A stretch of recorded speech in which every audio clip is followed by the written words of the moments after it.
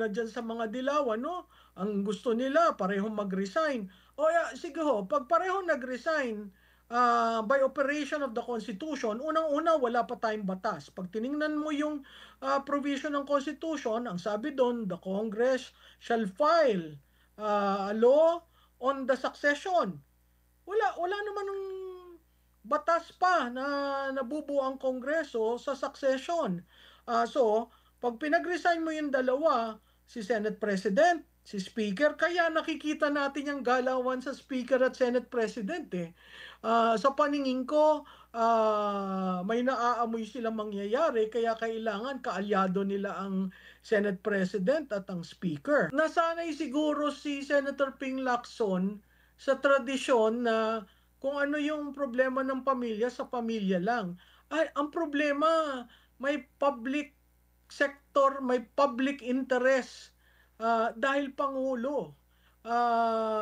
Kung siguro si Senator Lacson ay may anak na nagdroga at hindi naman nasa public servant, hindi public servant, he will probably not make it as an issue. Pero kung public servant ka, there is a demand that dapat maayos ka, dapat hindi ka nagdodroga, kasi yun ang requirement ng opisina. So yung pagiging un-Filipino, hindi ako nag-agree doon. Kasi makita mo naman doon sa sinabi ni Senator Marcos, it's between the health of the brother and the health of the nation. You have to remember, Senator Marcos is both sister and senator. So winaway niya yung responsibilities niya at what is un-Filipino for some may be the release for others. So makikita natin, it was a painful delivery of that speech, but it seems that she was unburdened by decades of hiding that secret.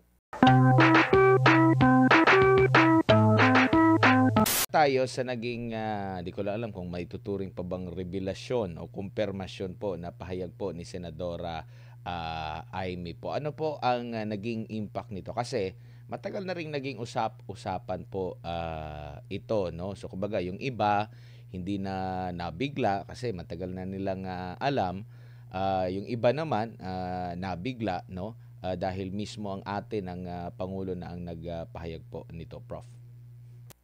Well, Admar, matagal na yung usap-usapan eh. Kumbaga, hush-hush. Pero sa political circles, matagal na yung na-share at matagal na ring nag-iisip si Senator Marcos kung paano sasabihin, kung paano i-admit. Lumabas yan noong 2022. Lumabas, lalong sumidhi yung pag-uusap kung dapat bang i-admit niya noong 2025 kasi kandidato siya. So, hindi bago, pero dahil ginawa sa isang napakalaking gathering at Iglesia ni Cristo, sa paniniwala ko, lalong naging maigting yung mga revelasyon. So, hindi ako na-shock dun sa information, pero maganda yung pagkakasalita ni Senator Marcos kasi kinontextualize niya. Opo. This time around ba, nagkaroon ng matinding lamat na sa imahe ng Pangulo? Kasi kumbaga parang nalampasan ba niya, unang-una, nalampasan ba niya yung una na lumabas yung ganun? Meron pa nga lumabas na inilabas na mga video, maraming mga statement na sinasabi ngang gumagamit. Tapos parang after noon, medyo nalimutan na, bumalik na naman na ulit. Nagkaroon na ba ng matinding lamat na medyo mahihirapan ng mahilom ito? Admar, kasi galing sa kapatid eh. Kumbaga, insider information. So yung lahat na, pag-iisip ng mga tao sa ano ba talaga, user ba talaga, na-confirm nung gabing nagsalita si Senator Marcos. Nagkaroon ba ng lamat? Oo, kasi pinakatotoo ni Senator Marcos yung, bulong-bulungan.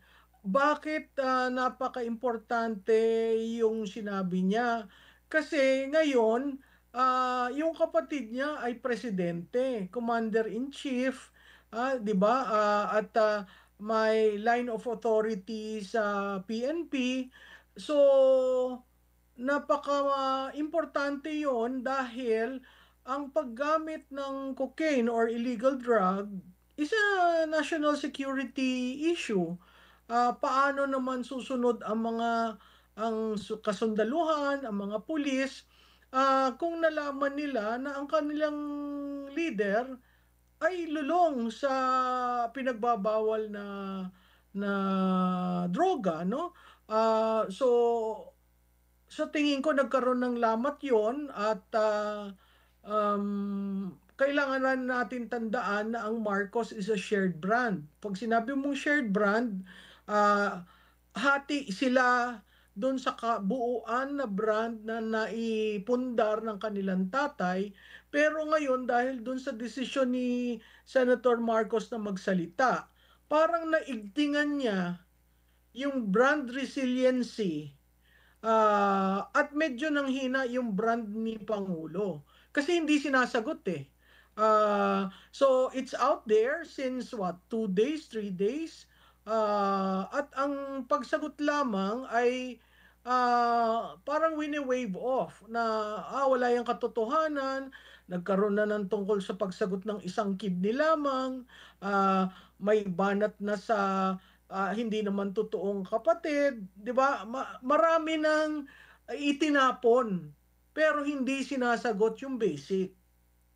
Opo, katakataka po ba na halimbawa dito sa issue ng, korapsyon, matagal na po yung ano, matagal na po yung may mga pumupuna sa budget, sa napupuntahan dun sa mga proyekto natin, matagal na nating naririnig. Tapos, 'di ko lang alam kung dahil ba sa pressure kaya inamin na nila na merong, korapsyon kasi nung una meron pa silang justify pa nila yung Hmm. 5,500 di po ba na-overwhelm, nasira, climate change. Pero kalaunan parang nandun na ba sila na-trap na ba sila na kailangan na nilang umamin tapos ang nagiging notion na nila ngayon, sila yung nangunguna. Doon sa issue na yon parang inamin nila na meron ngang korupsyon pero medyo tinwist ba nila dahil sa parang sila yung nag-umpisa na ibulgar ito. Pero dito Hmm. sa isapin na ito na binulgar ni Senadora Amy, hindi pa nila kumbaga napapanahon na ba na kanilang ano ba sa ano bang pamamaraan or talagang ikasasama kung lalong aaminin nila? Alam mo, hindi mo nga kailangang aminin, eh, ang kailangan mo lang gawin is a hair follicle test at matagal na sinabi 'yon, marami na naghamon. Hindi kung napakalaking isipin. Kung sinabi nung leader, "Sumugod ka, magpakamatay ka," ikaw ba'y susunod? Mag-iisip ka muna, nasa tamang sentido ba ang ating leader o, hindi? Gagawin ko ba yung in-order niya? Delikado yun. Kaya nga ako parati kong ngayon kinakabit ko after the speech of Senator Marcos, kinakabit ko yan as a national security threat. Opo. Dito po tayo sa naging pahayag ni Senador Ping Lacson na disappointed siya at may pagka-un-Filipino daw yung ginawa ni Senadora Amy sa kanyang kapatid, Prof. Siguro at yun ang pananaw ni Senator Lacson, pagbigyan natin siya dun. Meron rin namang pananaw at yan nakaka-relate diyan yung mga, may pamilya na user, ang kanilang kapatid, ang kanyang asawa, isang miyembro sa pamilya o relative. Ah na alam nila yung sinasabi ni Senator Marcos. Alam nila na parating nagsasabing magbabago na ako, magpapa-rehabilitate na ako, only to falter. Alam nila na mabigat para sa isang pamilya na magkaroon ng isang kapatid, relative, pinsan na user. So yung sinabi hindi yun pagiging un-Filipino. In fact, kung titingnan mo yung speech ni Senator Marcos, sinabi niya doon na meron pa siya yung direct para sa presidente nung sinabi niyang ading magpahinga na tayo. Sinabi rin siya doon nung dati ang tatay ko, siya ang namamahala sa atin. Ngayon bilang panganay, ako at sinabi rin niya doon nung wala na sila sa Pilipinas, siya ang tumayong ama at ina sa mga kapatid niya. Sinabi rin niya yon na kung paano niya inalagaan si BBM dun sa Ilocos Norte at sinabi niya na alam sa Ilocos Norte ang problema ng kanyang kapatid. So, hindi hindi un-Filipino 'yon. In fact, nasanay siguro si Senator Ping Lacson sa tradisyon na kung ano yung problema ng pamilya sa pamilya lang.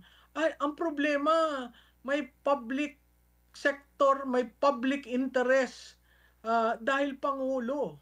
Ah, kung siguro si Senator Lacson ay may anak na nagdroga ah, at hindi naman nasa public servant, hindi public servant, he will probably not make it as an issue. Pero kung public servant ka, there is a demand that dapat maayos ka, dapat hindi ka nagdodroga, kasi yun ang requirement ng opisina. So yung pagiging un-Filipino, hindi ako nag-agree doon. Kasi makita mo naman doon sa sinabi ni Senator Marcos, it's between the health of the brother and the health of the nation. You have to remember, Senator Marcos is both sister and senator. So wini-weigh niya yung responsibilities niya at what is un-Filipino for some may be the release for others.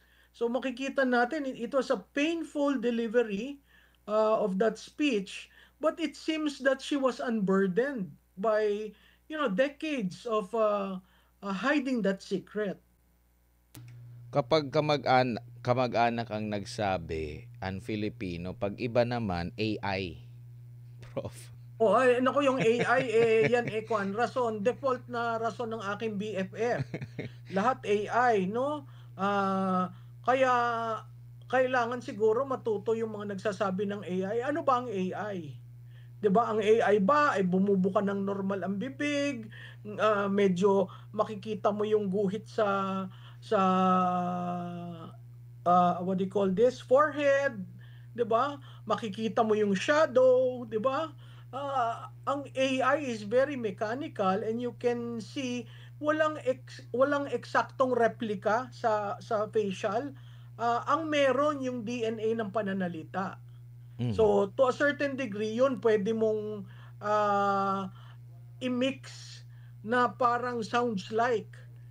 Pero yung expression ni Senator Marcos na umiiyak, nagpupunas, paano magiging AI yun? And before almost 1 million crowd, that's very hard to do. Opo. Yung pag-resign ay hindi daw opsyon ng pangalawang ng Pangulo, sabi po ng BFF nyo, Prof. Ano sabi nyo rito? Well, nasa sa kanya yung pag-resign, no? Merong 4 na grounds kung saan papasok ang Vice Presidente if there is a vacancy. Clear yun sa saligang batas. Clear rin yung sa saligang batas yung incapacity. 'Di ba? So, ang issue sa presidente, hindi issue sa vice presidente. So, hindi ko maintindihan bakit yung ibang sektor, ang call is for the resignation of both. Yung isa, trilyon, yung ini-issue doon sa vice presidente, milyon. Yung isa, drug user, Ang sabi ng BFF ko, yung tatay daw, drug user sa fentanyl. Ay, yun naman sobrang-sobrang propaganda. Kasi ang fentanyl is a restricted drug. Kailangan kang may sulat ng doktor bago ka makabili nun. At anong koneksyon na ang tatay ay gumagamit ng fentanyl, so ang anak drug user? Yun ang hindi ko maintindihan eh. Ludicrous yung mga explanation ng BFF ko. So sana, huwag niyong paniwalaan. Kasi pag pinaniwalaan niyo ang fake news at ang propagandist na katulad niya, lalo kayo na magugulo. Hindi naman kayo ginagabay ni Undersecretary Claire Castro eh. Mm. Lalo niyang ginugulo in the hope na madepensahan niya ang Pangulo. Dun sa parati niyang fake news at propaganda lines, lalong bumababa ang tiwala ng taong bayan sa Pangulo. Sana naiintindihan nila yon na yung paggamit heavily kay Undersecretary Castro, at pati sa Malacanang briefing, propaganda lines ang linalabas niya. Di ba may pointed questions na nga na tinatanong sa kanya, yan ba'y alam ng Pangulo? O yan bang framing mo, sa'yo lang. I mean, these things show problematic narrative for the palace. Speaking of narrative, nabanggit din po ng palasyo, sabi niya dito, hindi ba siya natutuwa na yung kapatid niya mismo, ang Pangulong Marcos Jr. ang nag-umpisa na imbestigahan ang manumalyang flood control projects na ito, ang Pangulo ang gustong maglinis ng kalat ng nakaraan. Alam mo, Admar, yan inoculation strategy. Ini-inoculate nila ang Pangulo para sa kung anong mangyayari. Kaya nangyari na yung mangyayari, balik sila doon, hindi ba siya naggawa niyan? Paano naman siya masasali dyan? Siya nga ang nagpaimbestiga. Kailan niya pinaimbestiga? Di ba nung SONA, after ng SONA, kailan nangyari? 23, 24, 25. 3 taon. Pagdating ng SONA, ng fourth SONA, doon lang niya sinabing mahiya naman kayo. Wala siyang sinabi kung ano yung ibig sabihin ng mahiya naman kayo. Sinabi lang niya in reference to some problem sa infra. And then after nun, nag-launch na siya ng isumbong mo sa Pangulo, in-identify niya yung 12 contractors, nag-focus sila sa isang probinsya. So makikita mo, cherry picking. Ano ba ibig sabihin ng cherry picking? Pipili ako para dun sa naratibo ko, may spine yung naratibo ko na sinasabi na akong nauna, sandali, ako ang nagpa-imbestiga. At again, the default, isama natin yung investigasyon ng previous administration. Hindi ko maintindihan kung bakit isasama. At wala naman silang pinapakita pa after 113 days na ito yung mga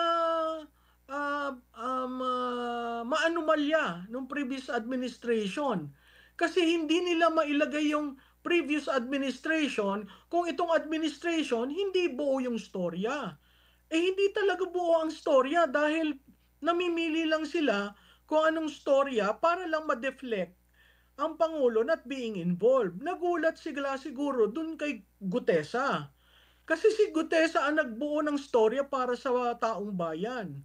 Yun ang hindi nila na-factor in kasi wala namang plano talaga yung yung flood control mess eh. Walang kaplano-plano yan. So wala siyang exit strategy. Hindi niya alam kung saan dadalhin. Ngayong bumigla yung Gutesa, nagulat siya, backtrack sila. So ang default nila, ang presidente nanguna, siya ang nagpa-imbestiga, hindi siya kasama. So makikita mo, it's essentially an inoculation strategy of what's going to happen dahil alam nila lalapit at lalapit sa kanya itong anomalyang ito. Opo, magandang punto po yung nabanggit niyo ma'am na walang exit strategy. Kumbaga para bang nag-boomerang ito sa kanya na imbis na pogi points ang kanyang makuha, kaibahan, opposite. Kaya nga kung sino man yung nag-isip niyan, Talagang ipinalunlo ang presidente. Ito naman si presidente, sabi niya siguro, that's a brilliant idea. Let's do it." Anong nangyari? Kasi alam mo kung gusto mo talagang, yung transparent, accountable, inorderan niya ang pinsan niya, ilabas ang small committee report, ilabas yung BICAM report. Bakit hanggang ngayon wala tayong nakikita diyan? Pangatlo pa, yung number of ghost, projects, hindi sila magkaintindihan kung ilan. Si DPWH, iba ang sinasabi, 425. Si DepDev, Development Department, ang sinasabi 485. So hindi mo alam yung datos eh. And yet, dun sa ghost, projects, wala namang kasong pinafile. Kaya nga ang ulit ng ulit ko, yan sa ghost projects, madali mong i-file yung kasong yan kasi may proposal, may plano from DPWH, nakuha ang pera, nabayaran ang kontratista, pagdating doon sa lugar, wala. Punta ka nun sa paper trail. Sino yan nagplano? Saang distrito? Magkano ang binayad? Yung tatlong yun, filean mo ng kaso. Ano pa yung sinasabi? We have to be slow so that we have to be deliberate. That's a direct quote. To ensure that the case will stand in court. Uh, Alam mo, common sense. Ghost projects will stand in court. Why? It's a ghost project, for heaven's sake. Yun ang hindi ko maintindihan eh. Kung saan-saan pumupunta, filean nyo muna ang ghost projects. Doon maniniwala akong seryoso kayo. Baka may masagasaan, kaya hindi nila pinupurso yun. Opo, pero yung nabanggit niyo po na dapat hindi madaliin yung pagsasampa ng kaso. Meron din siyang video na dapat gusto ng na mabilis din na aksyon. Mabilis na resulta. Dahil nag-aantay ang sambayan ng Pilipino. Di ko alam kung paano may pagtutugma yung una, dapat mabagal, make sure na ganito, tapos meron na namang statement, dapat mabilis. Admar, All in the same yeah, na bibig po ang nagbabanggit po. Admar, yan ay proof ng epekto ng paggamit ng cocaine. Hindi mo, di ba nung nag-umpisa tayo ng first year, parati sinasabi natin, ba't papalit-palit? Ba't pa iba-iba? Bakit walang consistency? At so makikita mo ang bureaucracia, ang isusunod ba ako o sandali lang? Mag-iiba na naman. ICC, pabalik-balik. Droga, war on drugs, pabalik-balik. FDI, pabalik-balik. EDCA, pabalik-balik. China, pabalik-balik. Ang dami niyan. If you're going to list the changing narrative from the first year to the third year, siguro mahaba ang listahan natin, baka dalawang kokomban. 'Di ba? So ang akin lang, nakita natin yung signals eh. The signs were there and are still there. And the moment the sister stood on that stage, all of us were saying, kaya. 'Di ba? That was a collective sigh nung umakyat si Senator Marcos. Everyone was saying, alam mo, ang sisi pati alam mo palang ganyan, ba't mo dinala kay Inday Sara? Ba't mo pinursu yung unit team? At narinig natin kay Senadora nung sinabi niya, nangako na magbabago. Hindi ba yon behavior ng isang addict? Nangako magbabago pero hindi nagbabago? So, nakita natin talaga yung agony sa loob ng pamilya. Opo. Mayroon pang nadagdag si Palace Officer Castro. Sabi niya rito kay Senadora Amy na maging makabayan ka, tumulong ka po sa imbestigang ginagawa ng sarili niyong kapatid. Na nabanggit niyo kanina si Guteza, after noon ay biglang naiba ang ihip ng hangin. Yet ngayon, meron na namang ilang videos ba yun? 3 ba yun? na binulgar itong si former Congressman Zaldico, ano agad parang binar agad, no? Hmm. Pero humihimok pala sila na may tumulong. Meron pa nga silang inilunsad na isumbong sa Pangulo. No? Ngayon, meron nagbigay ng impormasyon, pero nangyayari, agad binabara po, Prof. Kaya Hmm. nagtatanong, saglit lang, paano naging independent ngayon yung mga investigasyon na agad binabanatan yung naglalabas ng mga impormasyon? Oo, tama ka dun, Admar, 'no, yung, sinabing, tumulong ka sa investigasyon. Hindi ba tumutulong si Senator Marcos? Ah, Nandun siya, uma-attend siya, kine-question niya, nagsasabi siya, "No, ito magwi-withdraw na, magre-recant na." Ah, Hindi pa naman tapos ang investigasyon, eh. Kaya ako nagugulat dito kay Senator Lacson na meron ng, conclusion, na yung dalawang opisyal daw ang nakatanggap at hindi ang pangulo. Wala pa namang committee report. Hindi ko naman maintindihan kung saan niya pinagkukuha yung mga sinasabi niya. Yung isang opisyal ay taga DepEd, yung isang opisyal ay PLLO, 'di ba? At narinig lamang natin yung involvement ni ES through the testimony of Bernardo. So, yung sinasabi ni Senator Lacson are all based on Yusek Bernardo's testimony. Yun, sinabi niya, sinumpa ang salaysay, nasaan ang corroboration? So, napakahirap mong sabihin na yung 100 billion ay yung dalawa ang nagpakana at sinabi at ginamit lamang ang pangalan ng presidente. Ikaw ba naman gagawa ng gano'n na idadrop mo ang pangalan ni presidente? At kung titingnan natin sa narrative ni Congressman Ko, sinabi niya na nakatanggap siya ng tawag kay Secretary Amina na ang instruction ni presidente ganon.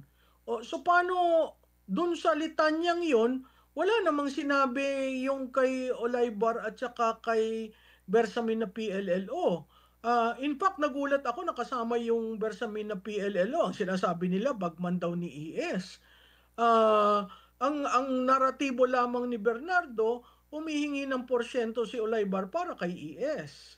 So, Mm. pag pinagtagni-tagni mo yung puzzle, mabubuo mo na gumagawa ng storya. At very telling yung kay ES Bersamin na sinabi nag-resign, tinawagan lang pala siya ng hindi accountable officer para bumitaw. So, Opo. at yun, medyo delikado sila doon dahil pag nagsalita si ES, Bersamin, baka maligwak yung kanilang naratibo.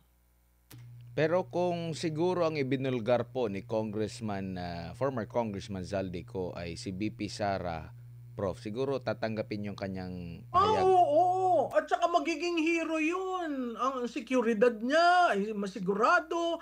Ang dalawa niyang anak na nandito, hindi iipitin, di ba? Nakita na natin yan eh. Nakita natin sa ginawa dun sa tao ni former Congressman Saldico. Nakita natin yung pag-iipit na ginawa kay Gutesa, di ba? At sa pamilya niya. So, yung kasing armed agencies of the government kayang gawin yan just to secure whatever they want. Noong hindi nagsasalita si Congressman Ko at sinabi ng ilan na i-cancel nyo ang passport, hindi ginagawa. Ngayon nagsalita, abay ika-cancel nila ang passport para umuwi at kinukulit nila na umuwi. So makikita mo yung logic, hindi pinag-iisipan lahat reactive. At yun ay emblematic ng problema ng pinuno. Lahat reactive. Kung ikaw ay matino ang isip, hindi ka reactive. Pine-prepare mo yan, pinaplano, kinakausap mo yung mga ahensya ng gobyerno, o ito ang ating kwan ha, ito ang messaging natin, ito ang sasabihin natin, ito yung ibibigay natin. Hindi eh.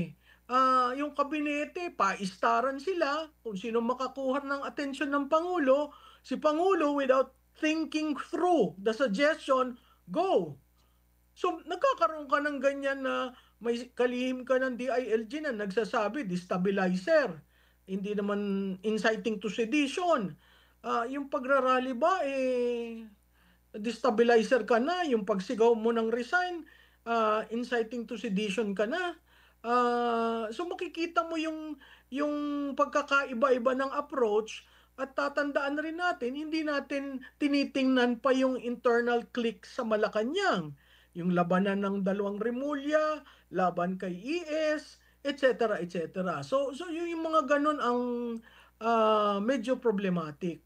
Speaking of problematic po, Doc, Prof, noong nag-resign si Bersamin at Pangandaman dahil kabilang sila sa napangalanan nitong si former Congressman Zaldico, ang dahilan daw ay delikadesa. No, ngayon, kasama din po, di ba, si Marcos Sr., Marcos Jr. sa napangalanan ni Hmm. Zaldico. So, ibig sabihin ba nito, walang delikadesa yung, yung presidente? Yung perfect example na hindi ba ayusin at pag-isipan kung anong ibibigay na rason? Kasi tinan mo, sinabi, they resigned out of delicadeza, and then you have an ES saying, no, I did not resign. Somebody called me. So, I will not, anong exact frame niya? I will not go beyond the period where I am welcome. So, nag-pack up siya ng gamit niya at alam mo, very graphic yung statement ni ES. Hindi ko maintindihan ba't yung isang Yusek Cadiz ay hindi nag-resign.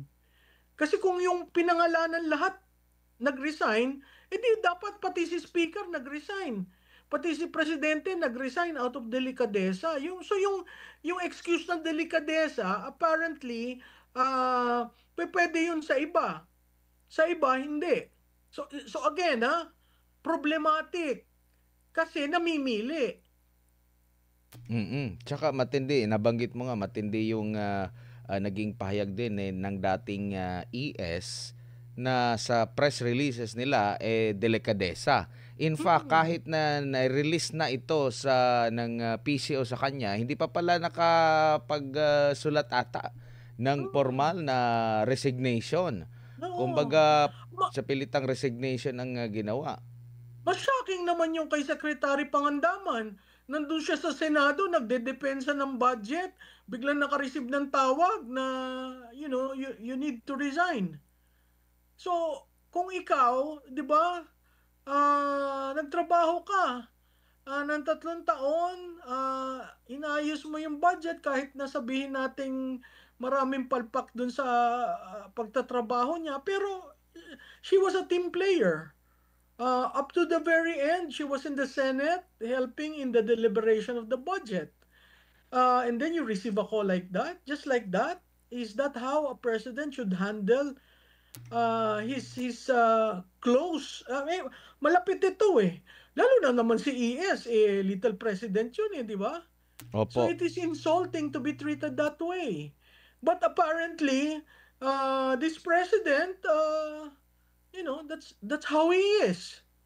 Unfortunate for those who rendered work under him, that they be treated this way, but they chose to be with him. So you bear the consequences. Yun nga lang, it's so unprofessional. It leaves a bad taste. Dahil usually naman yan, nag-uusap, nagkakamayan, yung iba nga na was asked to resign, nabigyan pa ng ibang posisyon at refer sa isang tao to take care of this person. So, makikita mo na merong pinababagayan at merong drop like a hot potato.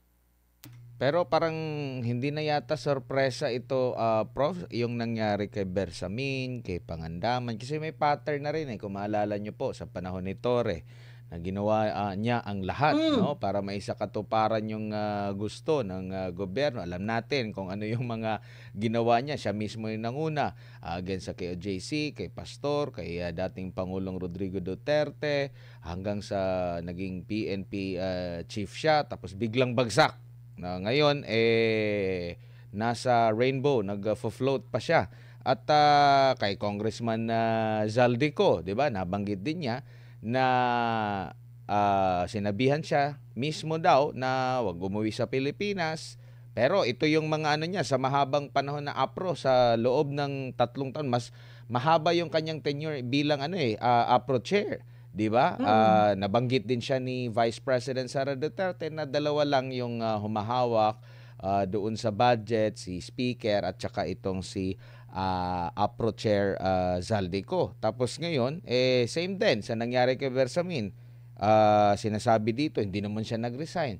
Nabanggit mo na rin na kwento ni Amina Pangandaman ng DBM, ganun din. So kumbaga parang kung itagpi-tagpi mo lahat ng mga pangyayari, parang if ever na magkokonekta ito, kung nabulilyaso at magkokonekta doon sa presidente, para ka na lang basahan na pagkatapos gamitin ay itatapon na lang, Prof. Alam mo, Admar, hindi lang yan siguro ngayon. Pwede nating i-tie up dun sa panahon ng eleksyon eh. Pagkatapos ng eleksyon, di ka nakilala, di ba? Tingnan mo yung sinabi ni Manong Chavit. Pagkatapos ng eleksyon, Si BP Sara pa pala, Prof. oo, si BP, di ba? Ah, sa tingin ko, user ba? That's a more user in the sense na pag natapos na siya sa'yo, diyan ka na. Bahala ka na sa buhay mo. Nagamit na kita eh. Tapos na ang pangangailangan ko sa iyo.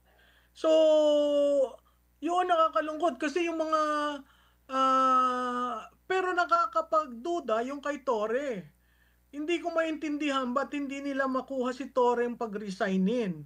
Kasi anomalya yang sinartaes ay hindi ang highest ranking under the PNP charter. The fact that Torre is floating, is getting all his benefits, etc. without working, isn't that highly anomalous? Mm. So hindi siguro kaya hindi nila masipa dahil dun sa maraming ginawa si Torre. And yet you have to be fair. Kung sinipa mo itong mga ilang kalihim at si ES, and Torre is scot-free doing whatever he wants and receiving the salary coming from the taxes of the people, there is really something wrong with you as a leader in this administration. Oo nga po. Bilang panghuli na lamang po, Prof, kasi nabasa ko rin itong magandang post. Actually, nabanggit mo na rin itong issue na ito na konting galaw lang. Kung may mag-question, ano agad tawag nito? Inciting sedition. Sabi pa nga ni close to inciting, malapit na. Meron po bang ganun? Pero maganda itong naging post din ni Congressman Pulong Duterte. At ang puna niya rito, yung Bill of Rights, parang optional lang daw yung pagbasa, no? Pero malinaw po daw doon sa Article 3, Section 4, na dapat daw i-display, no, sa opisina ni Junvic Remulla, DILG Secretary, yung Article 3, Section 4, yung sa freedom of speech, expression, freedom to assemble. Sabi pa niya dito, hindi lahat ng ayaw sa inyo sedition na agad. Baka daw hypersensitive lang sila pag kayo ang tinitira. Nabanggit din niya dito yung sa AFP Chief of Staff na very grateful sa budget kasi lumalabas din ulit ngayon yung nag-resurface ulit ngayon yung mga videos, no, ng usapan nila with the Speaker and Congressman Zaldico, and at the same time yung AFP Chief of Staff. Pero napatanong itong si Congressman Pulong Duterte kung saan ba napunta yung mga bilyones sa AFP. Kasi daw, yung ilang kampo daw, kalahati lang daw yung armas. Kung merong mga armas pang museum, ibig sabihin mga luma na raw, mga M16 pa raw yung mga gamit. Meron din daw proyekto na Ghost. So, puwede ba daw nilang papuntahan ng staff, sabi ni Congressman Pulong, para mag-inspect. O baka naman sa dictionary nila, yung transparency ay sedition na rin. Sabi pa niya dito, baka konting rally, sedition, konting tanong, sedition, konting pag-check ng budget, sedition. Kung ganyan pala, sabihin niyo na lang diretsahan, bawal magtanong, bawal pumuna, bawal mag-demand ng accountability, martial law na lang ba daw. So, ito po yung puna ni Congressman Pulong Duterte. Tugmang-tugma po ba ito sa kasalukuyan, Prof? Oo, kasi yung mga nagrarally, pinipigilan. Saan ka naman nakakita ng rally? Sila ang nag-define ng lugar. May permit yun, sila ang nag-define ng lugar. Mas marami pang mga pulis. Yung mga papasok ng mga sasakyan, hindi inaalaw. Marami silang ginawa nung rally sa EDSA na hindi halos nakagalaw yung mga organizers. Nung pagtayo sa stage, lahat ng pagtayo ng stage, na nagsasalita, marami nagkomentaryo sila na, nako, yan, yung muntik na, malapit na. Ah, Alam nyo ho, you err always in the side of the Bill of Rights. Wala namang sinabi, hindi naman sila umakyat ng stage para sabihing ibagsak ang gobyernong ito. Noon ngang panahon ni Marcos, ibagsak si Marcos, di ba? Ibagsak ang rehimeng ito. Walang ganon. Ang sinabi lang, resign. Ang resign is an exercise of the freedom of speech. Ang mali doon, kung kunyari nasa sinihan ka at sinabi mong sunog, yun, talagang alarm and scandal yun. So, hindi ko maintindihan kung bakit sila madiin sa kritiko, 'di ba? Nag-a-agree rin ako doon kay Congressman Pulong, ang bilis maghusga pag nagkri-criticize ka sa gobyerno. Pero again, babalik tayo. Mas importante ba ang criticism o ang nawawalang perang hindi nyo ma-account, 'di ba? Na hanggang ngayon, umabot na tayo ng 110 days, hindi pa rin nabubuo yung storya. Hindi pa rin kilala kung sinong mastermind. Hindi po simple ang 1 trillion. Hindi po yan simple, lalo na sa isang bansa na lubog sa utang. Dapat kasi daw, VP Sara resign para hindi sedition po, Prof. Mahirap naman yan kasi may saligang batas. Except, lalo na dyan sa mga dilawan, no? Ang gusto nila, parehong mag-resign. Sige ho, pag parehong nag-resign, by operation of the Constitution, unang-una, wala pa tayong batas. Pag tiningnan mo yung provision ng Constitution, ang sabi doon, the Congress shall file a law on the succession. Wala naman ng batas pa na nabubuo ang Kongreso sa succession. So, pag pinag-resign mo yung dalawa, si Senate President, si Speaker, kaya nakikita natin yung galawan sa Speaker at Senate President eh. Sa paningin ko, may naaamoy silang mangyayari, kaya kailangan kaalyado nila ang Senate President at ang Speaker. Mahirap mong gawin yan kasi very fluid yung sitwasyon. Opo. Meron pang puna po, Prof, last na lang talaga ito. Doon sa 125 million, critical agad sila doon sa 125 million issue dito kay VP Sara Duterte. Hindi pa nga, dito naman kay PBBM, yung sa 100 billion pesos na sinasabing insertion, hindi ganun ka-intensive yung kanilang mga puna. Doon sa mga pagpupuna, hindi pa naisama rito kung ihahambing yung confidential fund ng pangalawang pangulo doon sa confidential fund ng presidente. Pero actually dito nga sa 125 meron nang kasagutan ata dito yung COA, no? Kumbaga parang nineglect nila yung kasagutan ng COA, basta ano lang nila yung notion na talagang merong ginalaw si VP Sara. Pero kung ikukumpara doon sa 100B, doon pa sa confidential fund, di hamak na parang barya lang itong 125 na na-justify naman po na talagang wala namang maling nagawa. Ito dapat imbestigahan, wala na, binabara na agad. Hindi, malinis yung presidente. Alam mo, Admar, yung ginawang operation sa 125, talagang diniin nila si Vice Presidente from the Quadcom to the Tricom, di ba? To the point na parang sila na ang COA, and yet ang COA naglabas ng ruling tungkol diyan, no? Hanggang dun sa biro mong hanapin nila yung mga pangalan na piatos kung sino-sino sa PSA, mga tanga lang naman ang maghahanap niyan kasi confidential fund nga yan. Ano ba ang requirement sa confidential fund? Kaya nga ang challenge ko din sa mga mambabatas, mag-file kayo ng bill defining the metes and bounds of a confidential fund, and how do you liquidate it? Under the joint memorandum, ang requirement lang sa liquidation ng confidential fund, ilagay mo yung pangalan sa sealed envelope at ibigay mo.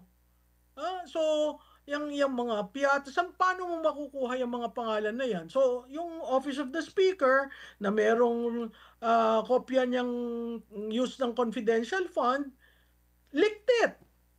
So, kaya sino ba ang naglabas ng mga piatos? Di ba yung mga young guns? So, babalik tayo sa young guns. Oh, bakit kayo tumatahimik? Ngayon, bumaliktad ang mundo, ba't kayo tumatahimik? 'Di ba? Very telling 'yan. At ang pinag-aaralan namin kung saan yung 8 pages na document na pinadala ni Congressman Saldico, kasi may nagbalita, may nagsabi sa aking isang congressman, yun daw 100 billion ay ginamit para sa Quadcom at saka sa impeachment. So, again, paperwork, due diligence, tinitingnan namin yung listahan, ilan ba dyan yung pumirma sa impeachment, magkano ang nakuha, at sino yung mga Quadcom na nakakuha. Kasi ang pagkasabi sa akin, may isang, yung isang sinabi, minention sa akin, 450 million. So, imagine, 100, kaya nga sabi ko, kailan ba rinilis yung pondo? Anong time? Kasi natandaan natin yung impeachment was signed February, just before the recess. The 100 million insertion is a 2025 budget. So pinatagtatagni ko yan. Kaya nga ang sabi ko dun sa isang comment ko, ang request ko sana kay Congressman ko, buuin na yung storya, wag bigyan ng installment. Kasi hindi natin makikita. Sino ba naman magtsatsagang tumingin doon sa 8 pages na pagkaliit-liit at titingnan mo sa GAB? Kasi GAB yun may pahina magaling alam ni Ko yung ginagawa niya. The fact na linagay niya yung 8 pages na may pahina. So pupunta ka lang sa GAB at titingnan mo, ay talagang na-insert. Oh, ito talagang na-insert. So yung mga sinasabi ng deflect na, hindi yan totoo, wala yung listahan na yan. You just have to do the work. Tedious, kasi ang dami mong titingnang dokumento. But outside of the small committee and the bicameral, that's the only thing we can do. Kasi hindi natin alam mo kung binigay yung small committee, ang daling gawin kung nasaan nakapark yung pondo, 'di ba? Sino ang kumita, sino ang dinaan lang dun at iba ang kumita, 'di ba? Napakadali niyan. At ang gusto kong pag-aralan, nagamit ba yung insertion para sa 2025 election? Kasi ang nakita ko sa ground, ang daming perang lumabas. Halos hindi gumastos ang politiko na re-electionist. So, yung mga yan, kailangan pag-aralan na napakahirap kasi voluminous yung budget at talagang tsatsagain mo. Prof, maraming salamat po sa inyong oras at panahon at sa mga nagtatanong, Prof, kung sino po ba kayo, di ko lang alam bakit pa sila magtatanong kung sino pa ba kayo, madali naman kayong ma-research, Prof, sa Hindi, online. pero alam mo yun, nagtanong na, "Who is Malutikia?" Ay, mas magaling ka sa akin, mas matino ka sa akin, mahusay ka.